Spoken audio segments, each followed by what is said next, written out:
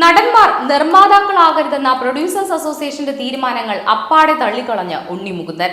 അഭിനേതാക്കൾ സിനിമ നിർമ്മിക്കുന്നതിനെ ഒരു തരത്തിലും എതിർക്കാൻ പാടില്ല എന്നാണ് ഉണ്ണി മുകുന്ദന്റെ നിലപാട്.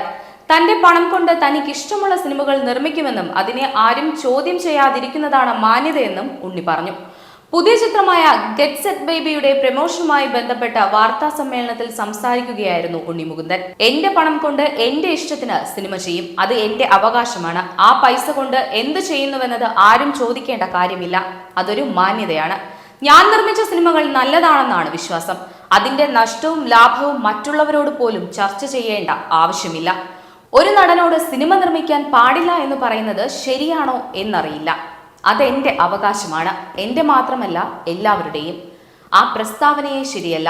ഇതൊരു ഫ്രീ സ്പേസ് ആണ്. സീറോ ബജറ്റിലും പുതിയ ആളുകളെ വെച്ചുമൊക്കെ സിനിമ ചെയ്യാം. ഇതിനൊരു റൂട്ട് ബുക്കൊന്നുമില്ല.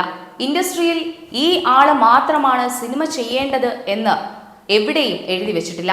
വേറെ മേഖലയിൽ നിന്നും ജോലിയൊക്കെ രാജിവെച്ച് വന്ന് സിനിമ ചെയ്യുന്ന ആളുകളുണ്ട്. ഞാൻ പോലും സിനിമ പഠിച്ചിട്ട് വന്ന സിനിമാ നടനായ ആളല്ല. പ്രൊഡക്ഷൻ എന്താണെന്ന് പോലും എനിക്കറിയില്ലായിരുന്നു. ജീവിതാനുഭവങ്ങൾ കൊണ്ടാണ് അതൊക്കെ പഠിക്കേണ്ടി വന്നത്. ഞാൻ അധികം പ്രതിഫലം വാങ്ങാറില്ല. 5 വർഷത്തോളമായി എന്റെ പ്രൊഡക്ഷൻ കമ്പനിയിലാണ് ജോലി ചെയ്യുന്നത് എന്നുമാണ് ഉണ്ണി മുകുന്ദൻ പറഞ്ഞത്.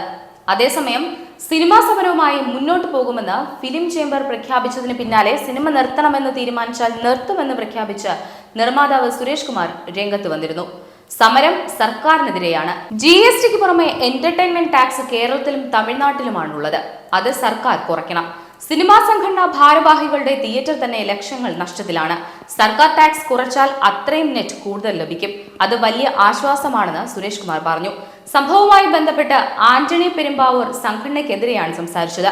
അദ്ദേഹവുമായി പോസ്റ്റിട്ടതിന് പിന്നാലെ ഒരു ചർച്ചയോ ആശയവിനിമയമോ നടത്തിയിട്ടില്ല. പ്രസിഡന്റ് ഇല്ലാത്തതിനാലാണ് ഞാൻ സംഘടനയുടെ ചുമതല ഏറ്റെടുത്തത്. എന്നെക്കുറിച്ച് വാസ്തവ വിരുദ്ധമായി പോസ്റ്റിട്ടയാളുമായി സംസാരിക്കേണ്ട ആവശ്യം എനിക്കില്ല. നിർമ്മാതാവ് താരമായാലും നിർമ്മാതാവ് എന്നേയുള്ളൂ. ഞങ്ങൾ പറഞ്ഞ വിഷയങ്ങൾ അമ്മയുമായി സംസാരിക്കും. താരങ്ങൾ പ്രതിഫലം കുറയ്ക്കണം, കാരണം ഇവിടെ കളക്ഷൻ കുറവാണ്. ഇതൊരു കൂട്ടായ്മയാണ്, എല്ലാവർക്കും ഉത്തരവാദിത്തം വേണം എന്ന് പറഞ്ഞ സുരേഷ് കുമാർ താരത്തിന് 2 കോടി പ്രതിഫലം കൊടുത്താൽ 1 കോടിയെങ്കിലും ലാഭം കിട്ടണ്ടേ എന്നും ചോദിച്ചിരുന്നു.